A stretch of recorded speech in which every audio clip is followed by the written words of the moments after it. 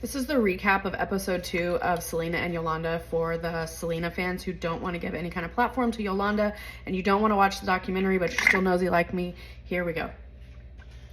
I'm grateful that you all have voted me the representative of the group project, and I hope that I give you guys a passing grade. Episode 2 really focuses on the travel back and forth to Monterey and also the alleged relationship with the doctor. Then, of course, they cover the incident in the motel room, but we all know that Yolanda's lying. So this episode starts out with Yolanda's family showing plane tickets from Houston International to Monterey on March 17th, and they're showing that that's proof that Yolanda and Selena continued to work together even after she was allegedly fired on March 9th by Selena's dad, and they say that's further proof that Selena refused to accept Yolanda's resignation. The 3 dates that they give that Yolanda went down to Monterey to work on Selena's design and boutique business is the March 17th, where they say they have the plane ticket, then on March 20th and on March 27th. On March 20th, when she went down, it appears that she drives and she goes without Selena. She said she was scared to go by herself, so she takes her niece.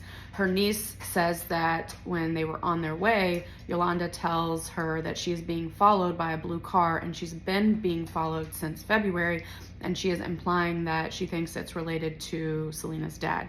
The niece does say in the documentary that she looked in the rearview mirror and she did see a blue car. Then she goes back on March 27th again to work on the business, and she doesn't go with Selena. She takes her older sister, because again, she says she's scared to go by herself.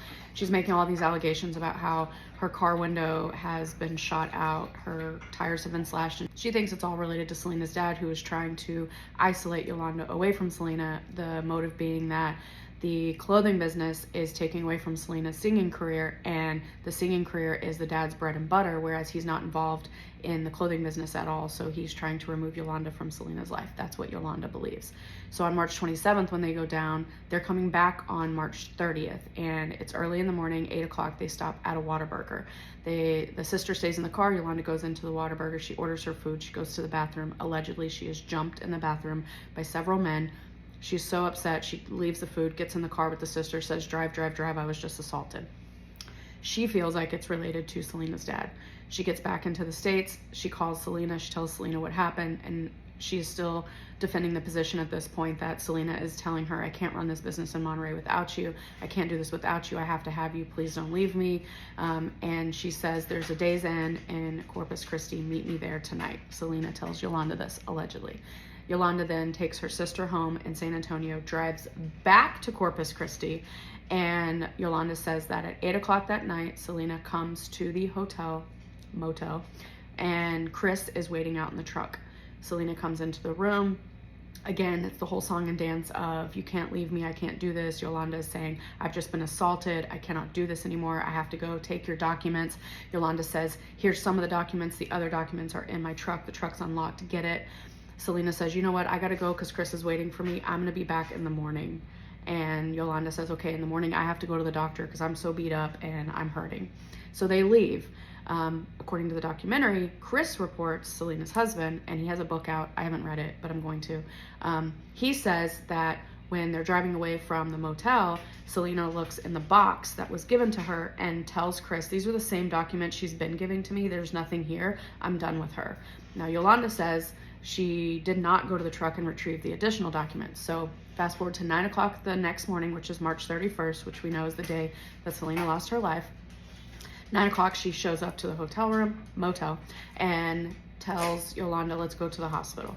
So Selena herself takes Yolanda to the hospital for her to get checked out. Now, allegedly during the trial, the nurses from the hospital testify that as Selena sat in the corner of the room watching Yolanda be examined and give her account of what happened, the nurses say that Selena is sitting there shaking her head with her arms crossed in a hostile body language position, which made them believe that that was not the story that Selena had been told prior to bringing Yolanda to the emergency room.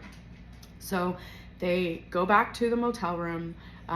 This is around 11:30, and at this time, Yolanda says she's hurting physically. She is so upset that she tells Selena, I cannot work for you anymore. I cannot be around your father. Selena's begging her, and she says, you know what does your family want me to do? Does your family just want me to not be here anymore so that it'll make everything easier? She then holds the pew-pew to her head, and Selena turns around and starts to walk out, which is implied to me that Selena's like, I don't want to see this. I don't want any part of this. Yolanda then says she didn't know how to use a gun. She didn't know what she was doing. She'd never owned one before, and she instinctively reached out towards the door, and that's when it goes off, which we all know is complete BS. Now let's talk about what she says about the doctor. There was a doctor down in Monterey that was supposed to be an investor for Selena's clothing design and boutique business.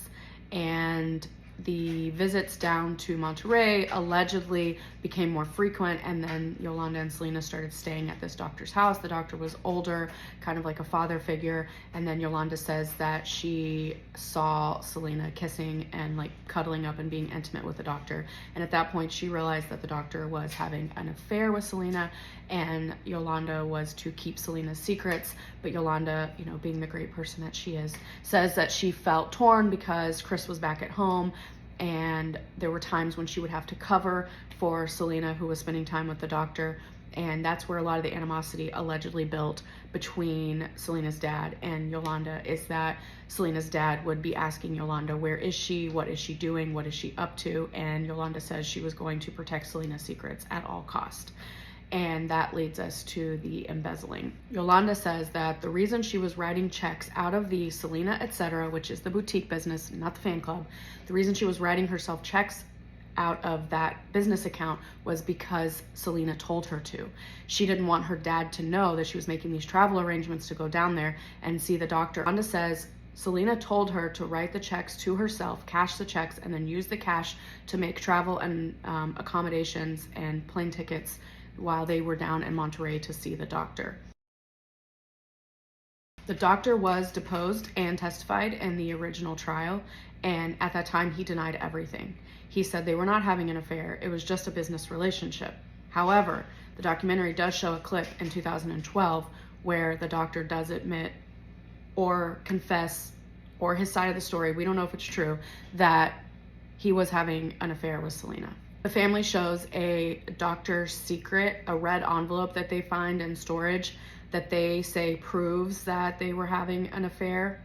It's literally like a kindergartner's Valentine card that anybody could have handwritten, Selena, my dear friend, I love you forever, or something like that. I'll include a screenshot of it.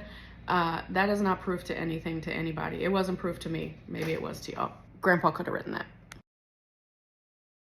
In the documentary, Yolanda and her family produce a letter that they say Yolanda received while she was in jail. It's written in Spanish, and the return address is from Monterrey, Mexico.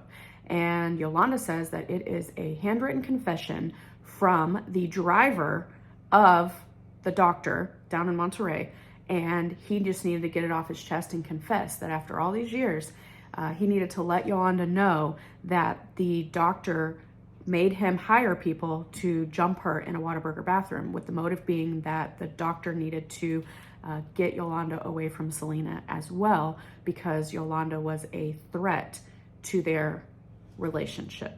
Yesterday when I made an episode 1 recap, you guys really appreciated that I was just very matter of fact and to the point. So I'm gonna end this video here, but I am gonna make another video with my own thoughts and interpretations about this. Cause y'all know I be nosy and I got lots of opinions.